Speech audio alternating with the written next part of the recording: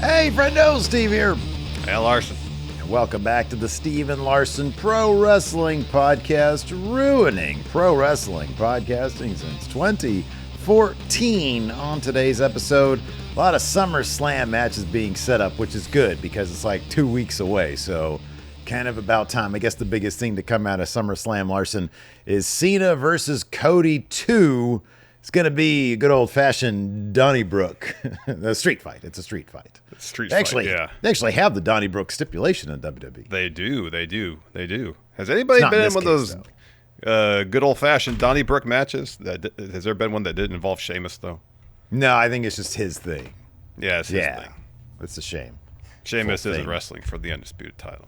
No, he's not. Not yet. It's too bad they don't have another pub match, which is preceded by a segment with somebody's viscous urine in a jar. Yeah, I'll be honest. I don't necessarily miss Vince, but I mean, we're not going to get a jar of piss under the current administration. That's correct. Yeah. What we are maybe getting is a company working people backstage, though. So, we got more on the Seth Rollins real, fake injury. Still kind of up in the air. We got a report today from Fightful Select about it. And this is what I had to say. Fightful Select reported that WWE staff, people who would normally be in the know about things, were of the understanding that Seth was to defeat LA Knight last Saturday on Saturday Night's Main Event and believed an audible was called to end the match after Seth suffered what they believe was a legitimate injury. Additionally, producers and talents are being told Seth's injury is legit, yet they haven't been given a time frame for how long Seth could be out. Most people backstage are in agreement that Seth is injured to some extent, though there is, quote, internal skepticism regarding the severity of Seth's injury, and not much is known about whether Seth's injury was worked during his match at Saturday Night's Main Event. One producer described the situation to Fightful Sean Ross Sapp as a possible Machiavelli situation. Yeah. I think I'm generally clued into the idea of a Machiavelli thing. But, like, how would that pertain to this? Just, like, deception, I guess? I guess so. Okay. All right. Fightful adds that it's, quote, likely that various pieces of information are being disseminated intentionally. I just want to say that again. Machiavelli. I don't say that very often. How often in life do you walk around and you're like this quote, because I read this on Fightful earlier today when it first dropped, and I was like, Machiavelli situation. Who just says that? That might be the first time I've ever said that name in my life. I'm in my mid-60s. First time I've ever said it. I'm pretty sure I've said it before in some way, shape, or form, but like, have you now? I don't know, I didn't expect to open up Fightful and get a Machiavelli reference. Yet you did. Yet I did. So it's pretty clear. No one knows what the hell's going on. If there's skepticism backstage WWE, I wonder if that skepticism was in any way was there prior to all these reports getting out, or if they're all rooted in these reports getting out. I'm guessing it's the latter. People are reading this stuff. They're like, all right, we get to work now, brother. Yeah, lizard eating its own tail or something.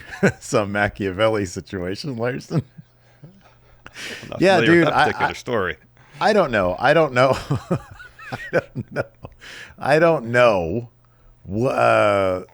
If this is, what the fucking chicken and egg situation is here. But, yeah, there might be more that meets the eye. Might not be. We'll find. Look, we're going to find out at SummerSlam. Either Seth Rollins is going to cash in on CM Punk after he beats Gunther, or he's not. It's that simple. Yeah, in my opinion, it's pretty straightforward. Yeah, I think Meltzer had something in the newsletter today about that, whether if that was the plan, whether they would carry through with it since this stuff had gotten out. Oh, it's like Armageddon 2001 when everybody was like, oh, Monarch is going to be Captain Atom, and instead that leaked out. So instead they changed it to Hawk from Hawk and Dove, and it didn't make any sense. You talking DC stuff? Yeah, I'm talking DC stuff. Oh, you're just making my brain hurt now. There was this big secretive villain guy back in 2001 named Monarch. And everybody was like, well, clearly it's Captain Atom. You can tell from his powers that he's using. And then, like, because that got out, DC was like, they figured it out, these smart nerds. And they changed it when they did the actual reveal in the comic book. It sucks because it was like a good series. And then, like, they ruined it. So, It's sort of like Lost when everybody figured out the island was purgatory. And they're like, no, it's not purgatory. But then it was. Yeah, it ended up being kind of like heaven, I guess. So, we'll find out. I'll say this. I feel like the Machiavelli nature of this lends to more intrigue in terms of the is he not, than simply if they had pulled this off. Oh, yeah, he's injured. It's a bummer. He's going to be gone for a long time.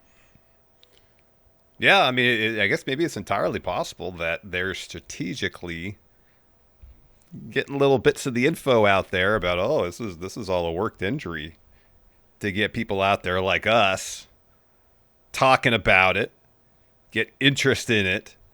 If Seth Rollins shows up in a wheelchair with one of his legs propped up in a cast or some sort of brace with a blanket over his lap, only to remove the blanket and he gets up, that's a fake leg that was propped up in the wheelchair. He has the money to break. Just watch Kevin Nash.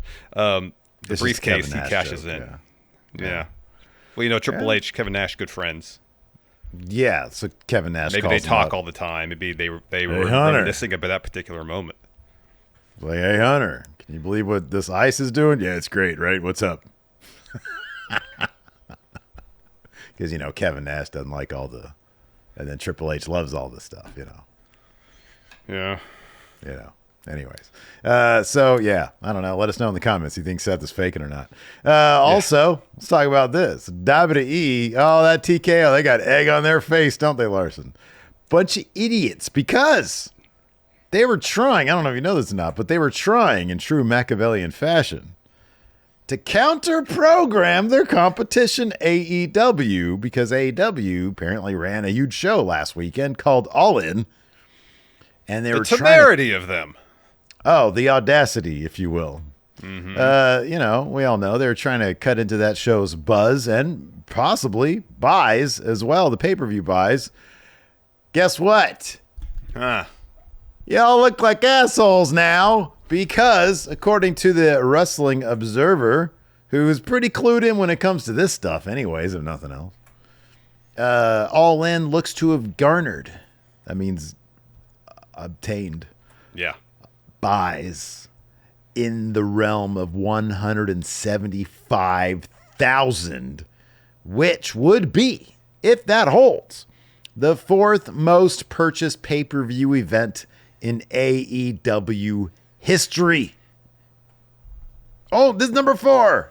Number 4. Only 3 more have been better. And one end, probably 3 of them had Punk in them. They had a lot of other ones that didn't come close to this. Most of their pay-per-views were 100,000 range. Which, honestly, is fucking impressive, given that they're like damn near monthly. They're $50 a pop. I mean, you get 100,000 people to pony up $50. It's $5 million. I don't even know how much that would be, but I don't know if anybody knows how much that would be. It's easy. You multiply 1 by 5 and add a 0 at the end. It's $5 million, Steve. Yeah, but I think the pay-per-view provider gets half of that, so they get like probably so 2.5. Whatever that would be, I don't even know. Nobody knows. 2.5 million. Don't you know I'm the math guy around here, Steve? Let me ask you this, math guy. Sure. Do you think that this number is kind of like the end-all, be-all? Do you think that WWE would look at this number and be like, well, that clearly didn't work? Or do you think that they also use the metric of something a little less concrete, like social media buzz, which you can quantify through trends and stuff like that? Yeah, there's metrics you can look at. I mean, like at the beginning of Dynamite this week, they threw a bunch of information about, the success of All In with metrics and numbers and all sorts of other stuff. So, I mean, if the question is, would WWE look at their approach overall in Texas weekend and consider maybe not doing that again? My answer would be no, they're not going to reconsider. They're going to do it again. They've already scheduled Heat Wave opposite Forbidden Door, NXT Heat Wave. I guess the question is if they make the realization that NXT ain't going to cut it in terms of chipping away at AEW's views, because that's what they're running opposite AEW shows. That's not main roster WWE programming. It's NXT. Well, Saturday night's main event was meant to be that. It was. But then AEW moved it. And it's not. I mean, you're right in that it's not a premium live event. It's fucking Saturday night's main event. It's kind of like, yeah. Who cares? Now, for example, if WWE said, "Oh, we're going to reschedule Clash in Paris the previous weekend, so it runs opposite Forbidden Door," for example. Now, I don't know if there's a situation where they'd be willing to run a main roster pay-per-view opposite an AEW one. Because it's easy to throw the NXT one out there, and if it doesn't do much, I mean, what can you expect? It's an NXT show. It's not going to really make any sense. NXT gets killed in these things, dude. If it's a shame. If, and this is a massive if. Yeah. If they run a main roster pay-per-view opposite AEW one, and it makes basically no impact on AEW's pay-per-view buys, then WWE looks like assholes. Yeah, I don't know. I mean, given that these days WWE, it's not like their numbers. It would have to be their broadcast partner. I would think that would kick up a stink. You know, if Peacock was like, man, you keep on, you're putting these shows on. We're giving you time to put these shows on crowded weekends when your competition is drumming up all sorts of buzz. And granted, you're WWE, you're running shows that have like, I don't know, in certain situations like this past Dynamite, versus what Smackdown no doubt did tonight, 10 times the audience live anyways, triple the ratings. 10 times the audience. I mean, 6 million people watch SmackDown. Wait, no, I'm sorry. I meant attendance live. Gotcha. Because it was probably 10,000. I know Dynamite, I think it was like 1,400, something like that. Gotcha. 1,000, something like that. But a significant, the number one company is significantly higher. You got to think it's like, man, can you just focus on yourselves? Because we're trying to maximize the amount of eyeballs on your product so we can make revenue. Or Peacock's like, hey, we trust you guys. Do what you need to do. Slaughter the competition. Go ahead. I don't know what the deal is. But you got to think if WWE has any, I mean, are they thinking right now, well, they didn't beat, All Out 2021 when they got 200,000 plus buys. Oh, we got them. I don't know. Or if it's just like, if it's probably, I would think, a matter of they think it's, good for chipping away, attrition. Let's just keep on doing it. And at some point, we'll get some buzz for an NXT show that like we're running it. Is Forbidden. So Forbidden Door is in London. So wouldn't it run here at noon? Yeah, so I would imagine they're doing Heatwave earlier in the day. Like you think Heatwave? I don't know. I didn't check the thing if Heatwave is. I didn't check the start times per se. I just saw they were running Heatwave the same day. If they maybe it's just go head to head, that'll be interesting. Maybe if it's a situation where they're just like, oh, NXT, WWE has a show, NXT Heatwave this weekend. Again, just kind of like drown out the narrative or the conversation there about also. the AEW show. Yeah. As opposed to direct head-to-head competition like Great American Bash was. Mm-hmm. Yeah, because, if WWE persists with this philosophy, this strategy, what's really going to suffer is NXT. That seems to be the biggest victim here. Yeah. And seemingly at this juncture, they don't really seem to care if NXT gets zero buzz around their premium live events. They don't really, it doesn't seem to be a huge deal for them. So 6 days ago, according to the Wrestling Observer site, says the Heatwave graphic is listed at 6:30 Eastern time. Oh, so 3:30 Pacific. So it'd be right. Is maybe what they're thinking of doing is, hey, let's fire up Heatwave as the Forbidden Door main event starts or something like that. Yeah, because it starts at 10 here. Oh, it starts at 10 here. Show. Oh, okay. Well, that makes sense. 6 o'clock there. Yeah, so maybe no. Maybe I guess we're just going for afterwards, same day. So it's just 10 o'clock, huh? Nice. I'm guessing. I don't know for sure. That's a guess. Yeah. Can't remember what time All In started. last year in London. I don't remember what time it was. Oh, yeah, I don't remember. Yeah. I don't remember either. Anyways. So, yeah, we'll see. I mean, I still maintain that, like, there were no real... Well, NXT was the loser this past weekend. But, you know, Evolution, Saturday Night's main event, they were both talked about. And AEW was wildly successful with All In. So I don't know if nobody looks like an asshole there. You got to feel for HBK, though, and the people at NXT, because they got completely drowned out. But then again, it's not like NXT is running awesome shows against AEW. They really don't have, like, right now, there are no hot feuds in NXT. Sorry for the NXT fans. I'm glad you like it. But, like, in terms of, like, oh, man, this is hot right now, they don't have anything right now that it's like, oh, God, Obafemi versus Javon Evans, there might be a title change here, you know? Yeah. So. Yep, and whether that's a situation where they understand that NXT's utility at this point is to maybe chip away to AEW, therefore they don't want to use... They know they're not going to win this particular battle, and so they're not putting their best efforts out there. You know what I mean? Yeah, like I mean, they could. Honestly, it could be, I don't know, man. If you're Shawn Michaels, you probably just understand the deal. You know, it's like, hey, I'm going to do the best I can. I'm going to program the best stuff I have possible, understanding this is the situation that I'm in. We can get call-ups at any time. They're going to throw us up against heavy competition. We're just going to do the best we can and understand that's just the deal. And I'm going to do the best that I can. And my best friend's running the show, so I'm not in danger of being, like, fired, you know. So yeah. Anyways, we have a couple sponsors for the show this week, Larson, and we're going to get to our Smackdown review here in a second. But first, let's go ahead and talk about our sponsors. Let's do it. Let's take a break. Good word from our sponsor, Delete Me, Steve.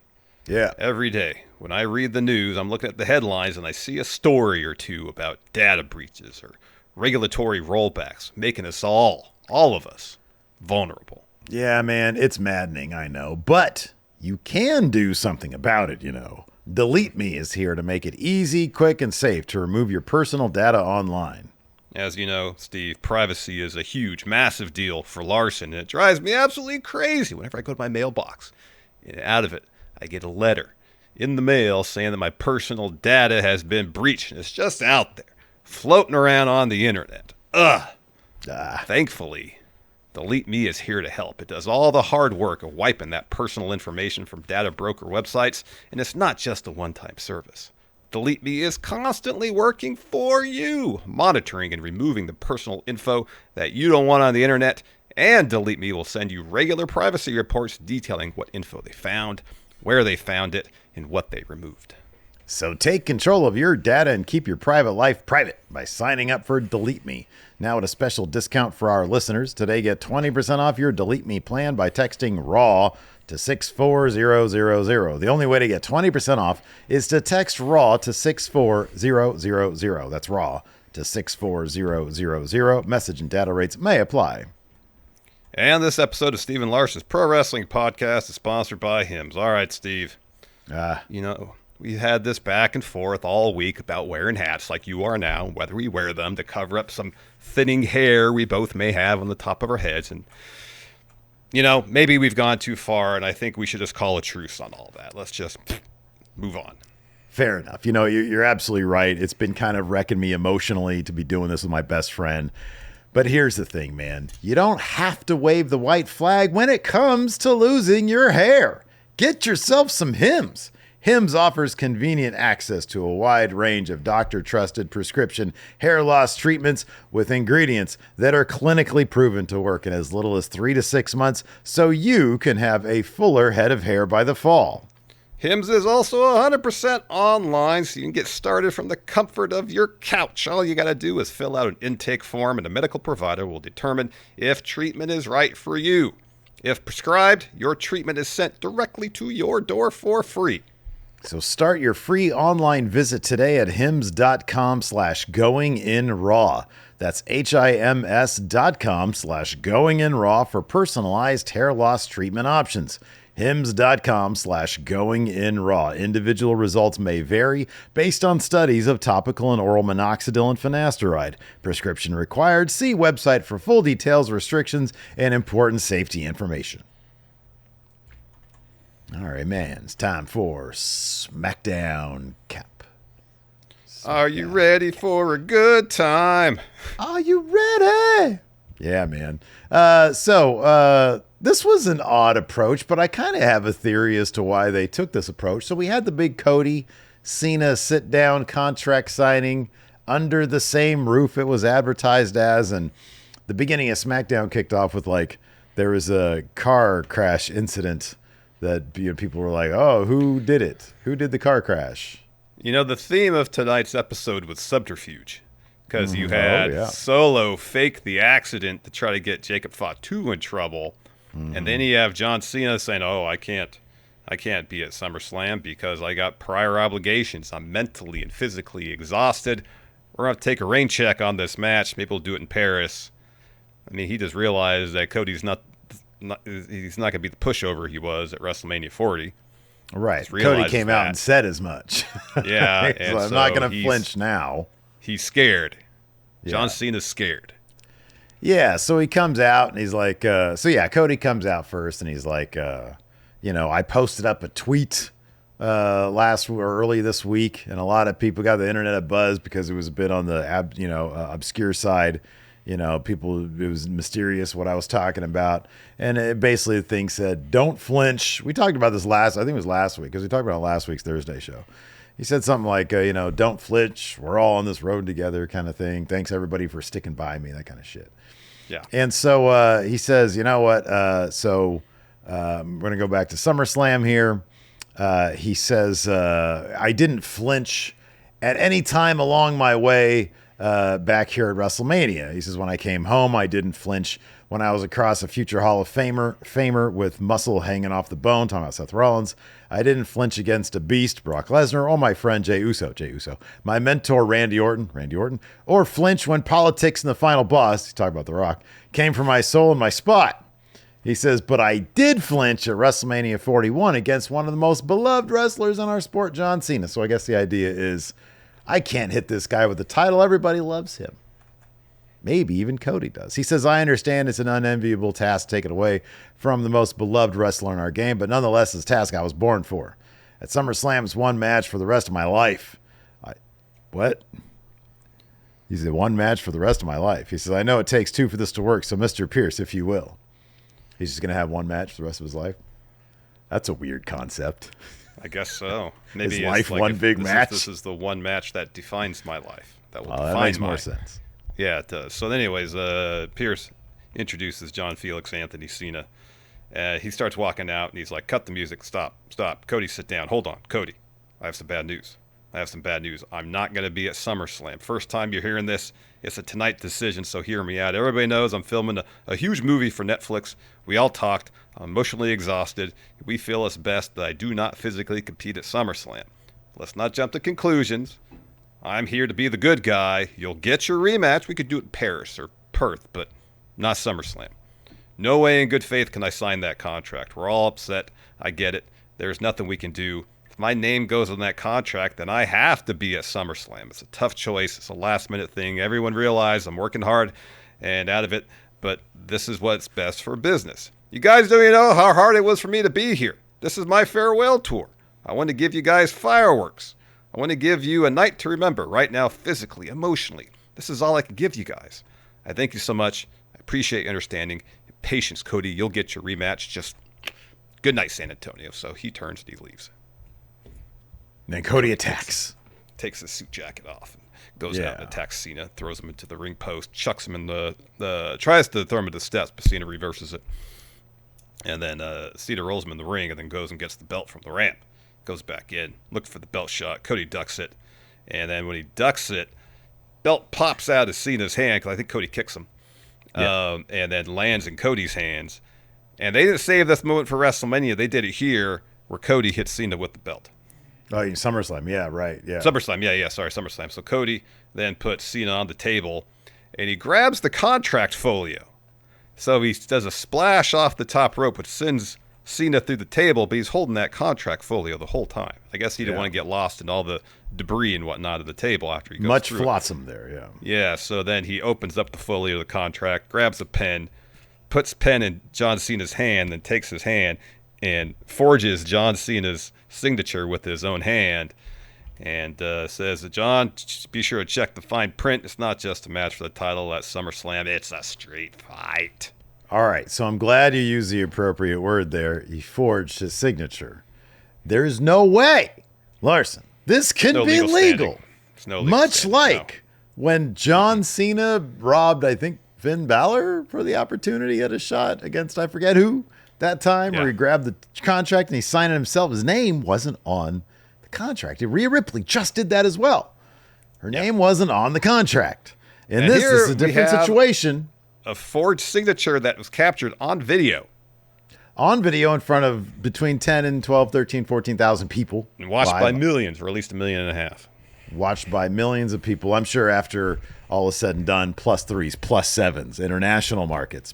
Millions of people. You could probably tune up. Yes. Yeah. We're all eyewitnesses to this act of forgery. There is no way this could not is stand a binding. court of law. No.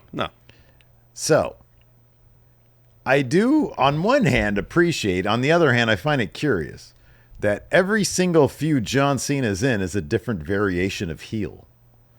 Like, this time, he is coward. And I wonder, when I saw this, I was like, man, because going into this, I was like, you remember what happened to WrestleMania build. Crowd turned on Cody because John Cena was actually being kind of cool as a bad guy. Mm-hmm.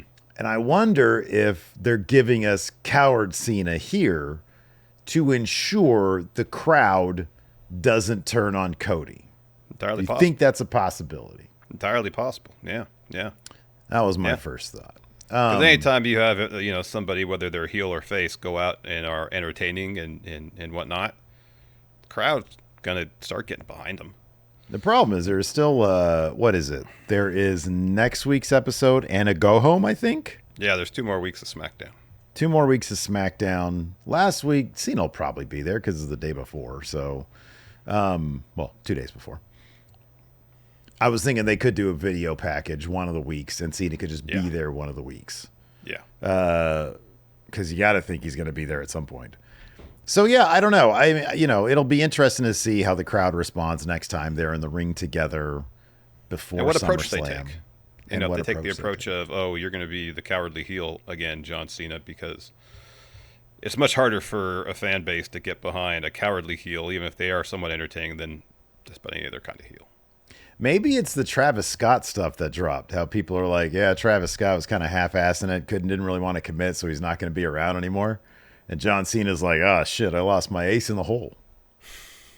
Even though we haven't seen him since WrestleMania. We have not. He's like, damn, this guy was my Cody beater, He was my weapon I use against Cody, the guy who meanders down the ramp for 5 minutes. I don't know. So anyways, what do you think of that? Did you read that Travis Scott stuff? No, not really. Because I saw the headline. All right. That's kind of what I kind of pieced together based on he was involved and then he wasn't. Mm-hmm. Yeah. Everything just kind of fell through. So.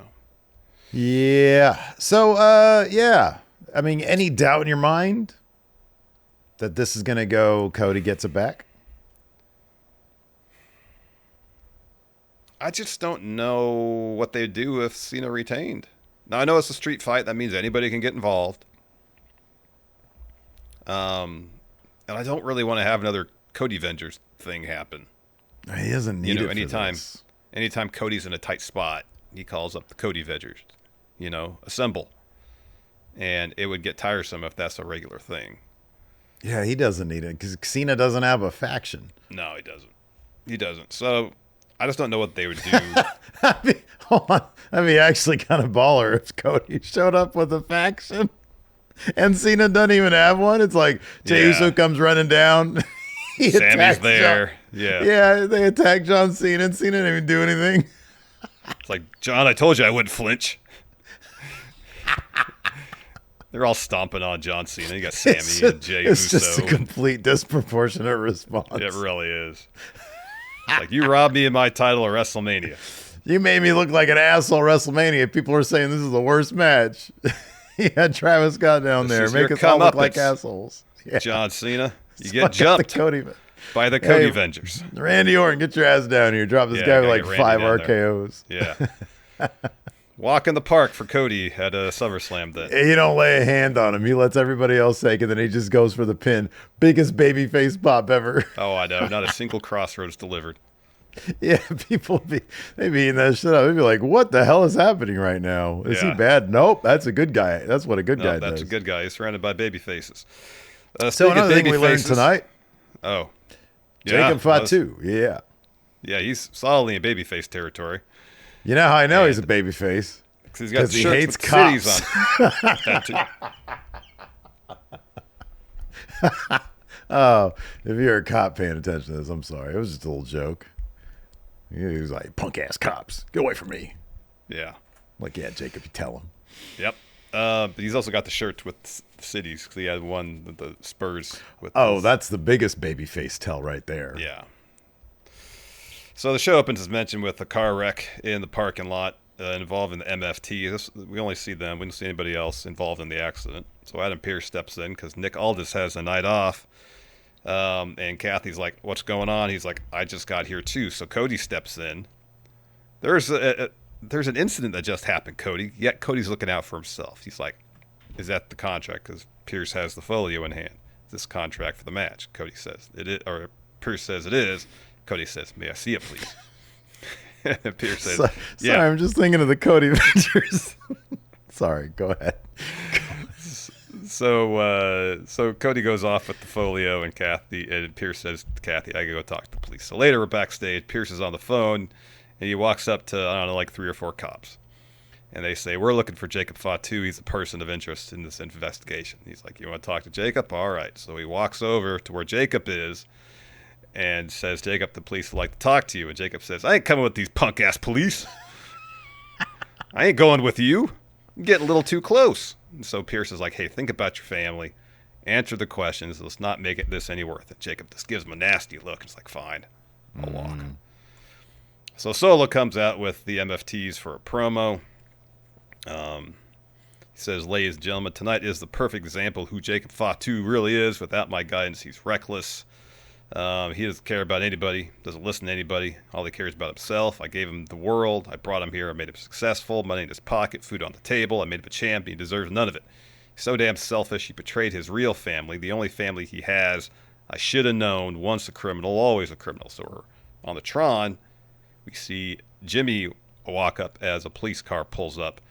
And he's like, let him out. Come on. Let him out of there. So Jacob gets out of the car. The police officer apologizes to Jacob. Says, you're not a person. We've looked at the tape. You're not a person of interest. You're free to go. And Jacob just has to say, punk-ass police one more time. Oh, yeah. And so Jacob walks. You think through he Crow- watches? You think when he watches Cops, he's always rooting for the guy to get away? I always did. I was always like, "Oh man, it'd be great." I love because like, how fast can this guy go? You know, like whenever there's a bad guy on Cops, there's always like a chase, and these hefty ass cops are always like. But these criminals are so fucking dumb that they always get caught by these fat cops. Yeah. Yeah. And these cameramen are like. Obviously athletes. They're like Olympic athletes. Yeah, they're carrying around this 50-pound camera and running after everybody. Especially in the 90s, those cameras were heavy. Yeah. Cardio for days. Almost lapping the cop. Yeah. But these criminals always found in like, bushes, What they always hide in the bush for? I don't know, man. Just straight line. Just go. Let's go. Find an alleyway. Go there. That way, Yeah. It's thrilling. So, Jacob makes his way out. Jimmy then appears behind MFT, except Tonga turns around. So we get a brawl. It all ends with Jacob and Jimmy standing tall. They're looking to Pillmanize Solo. But then JC interrupts that. So Jimmy takes out Tonga Loa. We get a Uso splash, a moonsault. And then as I believe Tonga pulls Solo to safety. And then Pearce comes out and says, Solo, want to frame an innocent man and lock him up? Let's see how you like that. In SummerSlam, you defend the U.S. title against Jacob Fatu in a steel cage. And he says, and gentlemen, one more thing, because he's got cops with him. one more thing, he's all yours. And so the police walk up next to the MFTs, and Solo's pointing at the ring, saying, there's your guy. And so the police officer, while Solo's pointing to the ring, grabs Solo by the wrist, and one pretty fluid movement. Yeah, puts his arm behind his back. This was cool because he started walking like he was going to go after Jacob, and as he's walking, gets the arm and puts it right behind his back. There is a little bit on social, on like their Instagram, with the cops leading Jacob down the hallway. I forget if it was on TV or not, but they're walking him down the hall, and he's like, oh, come on, man, come on. He's being super funny, Jacob, and I'm Solo rather. And he's like, come on, man, I'm sorry. Let me talk to my lawyer. And then you see Cody walk by. He's like, Cody, hey, Cody, come on. Help me out.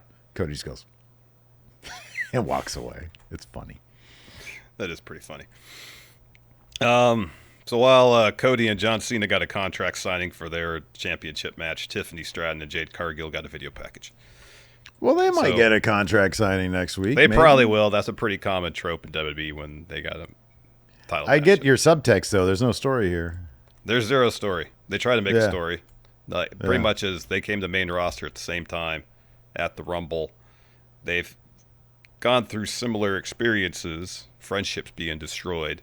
They've both won championships, but as Tiffany says, I'm the only one that's kept mine.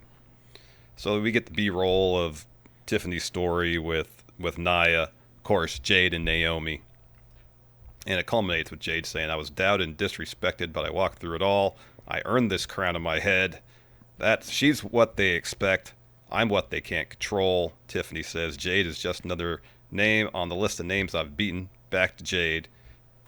She thinks I'm just another name. And I'll end SummerSlam with the title because the storm is coming. Yeah. So I don't know. It'll be, I still think that Jade's probably going to win that. But with Naomi out of the situation, this just sort of looks like a straight up one-on-one deal, with two. What did Naomi say? You won't know my next move until it happens. I'm telling you, she's going to interfere in that match. She's still going to get involved. Yeah. All right. We shall see. I don't know. She didn't say, though, you don't know my next move until I do it, except for Larson. He definitely knows it. So what is this insider info? Do you have a direct line? I have no insider info beyond just my intuition. To Trinity Fatu. She's like, Larson, I got the inside scoop for you. That'll be interesting. I love the idea because Naomi, she acted like she was done with all that business on SmackDown. But if it's one last stick it to you. That's what she wants you to think. Oh, shit. She says, I'm done. I want to move past the Jade situation. Nah. Nope. Nah. Subterfuge, Steve. I feel like it's going to be a straight up, but we'll see. Anyways. Also, so I saw this headline somewhere. I don't know if it's true. Did you see this? Meltzer claimed that it was going to be Charlotte versus Alexa. Have a one-on-one match? Yeah, I saw that. At SummerSlam. But now it's the exact opposite. They're going to be on the same team. So, which maybe is good at SummerSlam 2026. This is actually one of the more interesting things going on main roster. It's simply because Alexa and Charlotte have really good chemistry, and they're so darn charming. Charlotte is hilarious, trying to not be friends with her. She does this perfectly. And it's everything we've been saying for years. You got to inject the Charlotte Flair character with the real person behind the Charlotte Flair character. And that's what we're seeing right now. So we see Alexa backstage earlier with Charlotte. She's like, I know us tagging together was a complete bust. Charlotte's like, she was like, listen, we didn't lose that match. We just didn't win it. She said, since when have I done anything halfway? Just because we lost doesn't mean we can't go for it again. I went to Adam Pearce and I got us a tag title match at SummerSlam. And I was like, wait, you just went to Pearce and got that match? Didn't discuss it with me? She's like, I'm still Charlotte Flair. And Alexa's like, fine, if that's the case, and Charlotte's like, oh, hold on a second. I have a match. I need you out there with me. And Alexa says, well, to quote Charlotte Flair, do I look like a cheerleader? And Flair looks her up and down, looks at her outfit, and is like, kind of, yes. And then Bliss says, you bet I do. And so she goes out there with him. And like you said, They got wonderful chemistry. My favorite thing about this, though, is that they cheated so Charlotte could win. That's what I love about it. I mean, they know that this is what I like when baby faces are like, listen, we're going up against an opponent that cheats. They have no qualms doing it. Mm-hmm. So we're just going to cut them off at the pass, and we're going to do it first.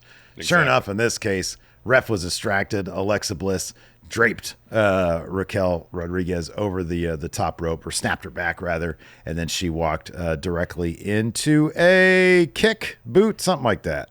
Yeah, hits a boot. And a roll up for Charlotte to get the win. Yep. That's right, yeah. And so they got the win. And Charlotte, this is great. Charlotte immediately sprints out of the ring and goes to hug Alexa and stops herself and has to temper her emotions because she doesn't want to let her know that they are friends, because she has literally a t-shirt that says, "We are not friends." We are not friends. It's good stuff. It's really good character stuff. What was it saying back? Something of convenience? Arrangement of convenience? Something like that? Yeah, something like that. Something like that. Stephanie Vaquer was in action, taking on Alba Fire. She's kind of feuding with Secret Hervis. Mm-hmm. So this is a pretty quick match. Stephanie gets a pretty easy win. Devil's Kiss SVB to get the W. Afterwards, Piper attacks Stephanie. He's looking for a Piper bomb, but Stephanie pushes her off the corner and then super kicks her off the apron. Mm-hmm. So I guess next week or the week after that, we're going to get Stephanie versus Piper. Yeah, sounds right. Sounds right. They also kayfabed Chelsea Green not being there because she didn't want to use the budget ticket they sent her for the airplane. Yeah. So then also on SmackDown, Carmelo Hayes kind of talked himself into a wrestling match. So we see the replay of R-Truth beating Alistair last week. And then earlier in the day, we see Priest backstage. He's looking for Alistair, but he bumps into Mello. And he asks Mello, "Have you seen Alistair?" And Mello says, "No. And even if I did, I wouldn't say anything." And Priest swears, "I swear you always pick the wrong time to open your mouth." And Mello says, "I warned you a couple weeks ago this would happen." And Priest says, "You're right. You warned me. I will find Alistair. I know he likes to think he's big, bad, and evil, but when I catch him, he'll be on his knees praying for forgiveness. I don't know why I was playing peacemaker. Not who I am. I'm a guy who goes to the ring and shuts people's mouths. He is punishment." I'm punishment. And then Mello says, "I'm definitely not going to shut my mouth." So Priest challenges. Mello accepts. And says, "I hope you keep that same energy, Mello. See you out there." So that match happened. So let me just get this right. Priest is upset with Mello because Mello's like, "I'm not a snitch." Like, if somebody's walking around and they're like, "Hey, have you seen Aleister Black?" I'm like, "Dude, I'm an Aleister Black fan, okay?" I'm like, "I'm not going to tell you where this guy is. You're going to get sneak attack him. And then I have to deal with this guy. I got to be in a match now?" That hardly seems fair. I'd rather be in catering, Larson. Well, that must have been where Alistair was feasting on some delectable food, because he comes to the ring right as Priest is looking for old school, and then trips him up, crotches him over the top rope, and then hits him with a black mass after the ref throws out the match. Mello rolls out of the ring. And then Alistair talks some shit to Priest and then leaves. This was the chillest DQ because it's not like he's sneaky or anything like that. I thought there was going to be like, oh, ref's distracted. Alistair Black goes up and gives him a black mass on the apron or something like that. No, he's got a suit on. He's just up on the apron staring at him. And then like Priest is like, what? No, he's not on the apron because Priest is on the apron. Alistair Black is down there and he just grabs his foot and he sweeps it. And no, Priest was on the top rope. Oh, Priest on the top. Yeah, you're right. Yeah, Alistair was on the apron. Yep. Yeah, and it's just the most like, I don't know. It's casual. Pretty casual. Casual. Thank you. That's the word I'm looking for. This is very casual. Doesn't care that he's like, the ref. It's in full view of the ref. Ref just DQs the match. Yeah. I don't know. It was pretty funny. We had a lot more developments of the tag title scene over on SmackDown. Of course, Wyatt Six, they're champions. They had a video promo. Look up. See it. We are where we belong. The Street Profits have shown their bond is only held together by their lust for gold. We are built for this. A new family forged, not defined by blood. What about the blood we have shed? One by one, we will shed these teams of their wicked desires and burn their vanity. Let the Wyatt Six be your guide. All you have to do is follow. All you got to do is follow, man. So the Street Profits also are asked about all this. For some reason, so they lost their titles, and for some reason, they're not back in this 18,000 person. Yeah, they're not in the mix. And so she's like, "What? How does it feel not being in the mix?" And Montez is like, Last week was a good week for the Wyatts. We came up from the swamp and used underhanded tactics to take the tag champion. Oh, they came up from the swamp and used underhanded tactics to take the tag championships away. Ain't that something? Wow. But I'm going to keep it $150. We ain't going anywhere, and we're getting the titles back with the quickest. And then Kathy's like, well, what about this Fatal 4-Way? You guys aren't even in it. And then what's-his-face? Dawkins says, look, the guys who blew it we're the guys who blew it last week. Oh, no, I'm sorry. DIY walks up, yeah. So, yeah, because Dawkins, he said something. But DIY walks up, and he's like, oh, look, it's the guys who blew it last week. But look who's here to save the tag division. A tag division we love, and we know you didn't have what it takes. But as any great leader knows, if you want it done right, do it yourself. And once again, tag division on fire in Smackdown. This match was great. Loads of fun, just crazy shit everywhere. So much talent in this tag division. You got that right. It was awesome. Yeah, and DIY versus Fraxium versus Andrade and Ray Phoenix versus Motor City Machine Guns. And Andrade and Ray Phoenix are your new number one contenders for those tag titles. The newest tag team became the number one contending tag team. Their fourth match together, I believe they said. Yeah. So Andrade's looking for the message. Candice LeRae on the apron to distract him. Ciampa rolls him up, gets a 2. Ciampa holds Andrade up for a super kick from John. But Andrade gets out of the way, so John super kicks Ciampa. Andrade hits the back elbow to Gargano, and then Phoenix takes out Gargano with a dive as Andrade hits the message to get the W. The message. And that's your Smackdown, everybody. It's 2-hour Smackdowns. What a breeze. Yeah. Larson. What a breeze. They're just You want to answer a few questions? Yeah.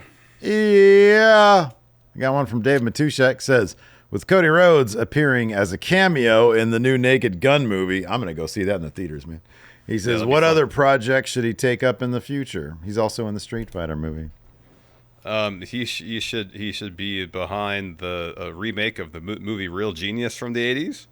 But be the dude who lives underneath the school. Okay. It's fun. I've never seen Real Genius. Really?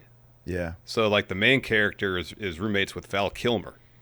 Okay. And then there's like a secret elevator in a closet in their room that goes down where like someone who used to be a student at that school like does stuff. And Cody should play that role. Here's my answer. I'm going to out-obscure you. We were watching Pet Sematary the other day, the 1989 version, starring Dale Midkiff. Mm-hmm. Dale Midkiff was in a 90s syndicated show called Time Tracks. And I think Cody should start the Time Track show again, and he should be a time-traveling guy. All right. You just love time travel. I do love time travel. You're correct about that. Yes. You know what he should be in? What? He should be in a Star Trek show. Yeah, he'd probably like that a lot. Yeah, he probably would. Go Birds here says, what would be more interesting, Seth cashing in after Punk Gunther or after Cena Cody? It's got to be Punk Gunther. He's got to stick it to Punk. It makes more sense. It does make more sense. Carlos Diaz says, will the love Charlotte is receiving for this organic babyface run end the moment she gets a title? Not if it's the tag titles. Yeah. Not if it's a tag. I can't speak to, I don't know when she's going to get another actual title shot. I mean, if like she's out of the main title scene for a year. A while, yeah. And after that, and during that time, she's built up so much goodwill from the fan base that she gets another title shot. Then I don't think people are going to be upset about it. Yeah, I don't disagree with that.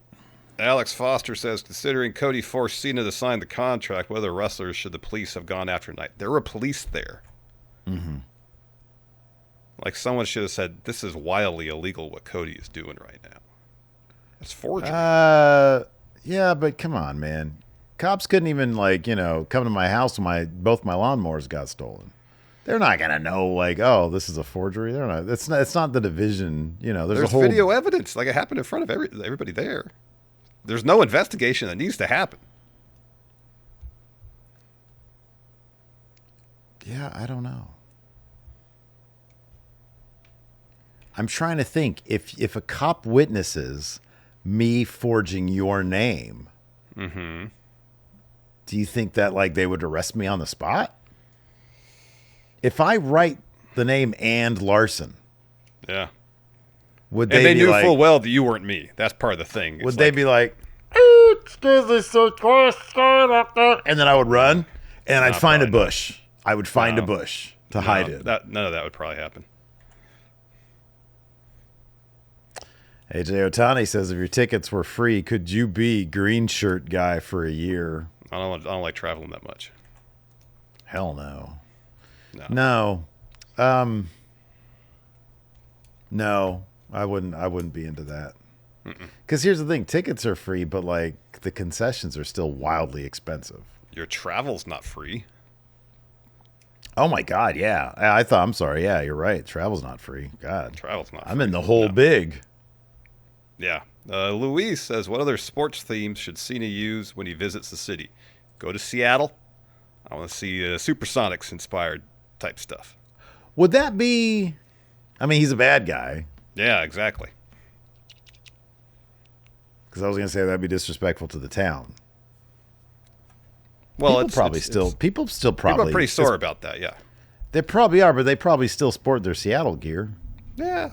It's really good looking attire. Especially not like, the when they had the jerseys that had that kind of like the arc that said Sonics in it. Those are the ones I'm talking about. Those are gorgeous jerseys.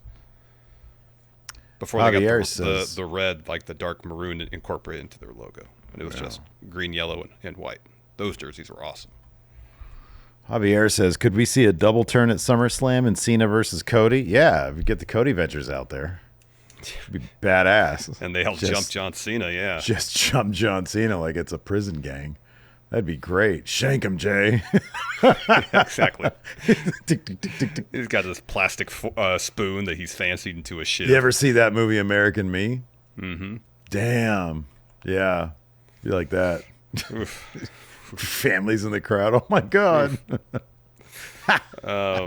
Josh M. says, can this SmackDown tag division have a bad match? No. The talents. No, they're great. Jake Just Perusing says, should Tool be mentioned in the grunge conversation? He says that the first album from 93 is mighty grungy. It's LA based.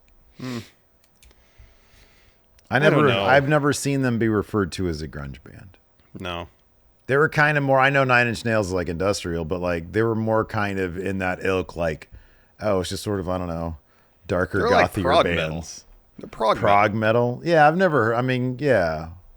I mean, they have the long songs with the weird time signatures and a bunch of different parts in it. For me, that's prog metal. Yeah, but like, mainstream doesn't refer to it. They just call it alternative or whatever. Yeah, Exactly. exactly. But they were never referred to specifically as grunge. No, I don't think so. We stick with what the zeitgeist referred to it as. Dog Authority figure says, what is the kayfabe reason Adam Pearce is more effective GM when he's filling in for Aldis on SmackDown? Shorter show. Less to worry about. Yeah. Less to worry about. Less chaos. We'll end on this one. Metal Pulse says, why is it Steve and Larson are aging like fine wine? They're getting better and better as they age in opinions and looks. What is your secret? Hydration. Yeah, hydration, exercise. That's what it is. Yeah. You know, I discovered recently. What's that? If I try to go get my load on, if I have any alcohol, I can't sleep that night. You Like, I already have a have hard enough problems time sleeping. Yeah. I know, which is why, like, if having a beer or two is going to make my sleep even worse, that's reason enough for me to forego the spirits. Yeah, man, I'm basically a teetotaler at this point. We went out last weekend and we had like some new drink that Lacey found. She was like, because we're trying to cut back, and it had like, it was like Truly and some Gatorade in it. I felt fine afterwards. I felt like $1 million. I didn't get anything approximating a buzz at all. There was no benefit in terms of like, being You're basically imbibed. drinking Gatorade with like 2% alcohol in there. Right. But socially speaking, I was like, hey, how's it going? I look like I have a real drink. Yeah. I might as well just be Gatorade, to be honest with you. Yeah, pretty much. Who goes to the party and pops off one of them orange caps? Hey, how's it going, guys? It's like opens up lemon lime time. Starts chugging out their Gatorade. Yeah, they're all like, chug, chug, chug, chug. Look, ah! Splash a couple of them together. Stone Cold style. Oh, man. That's funny. Anyways, that's going to do it for the show today. Thanks, everybody, for tuning in. We appreciate it. Till next time, we'll see you guys around. Goodbye.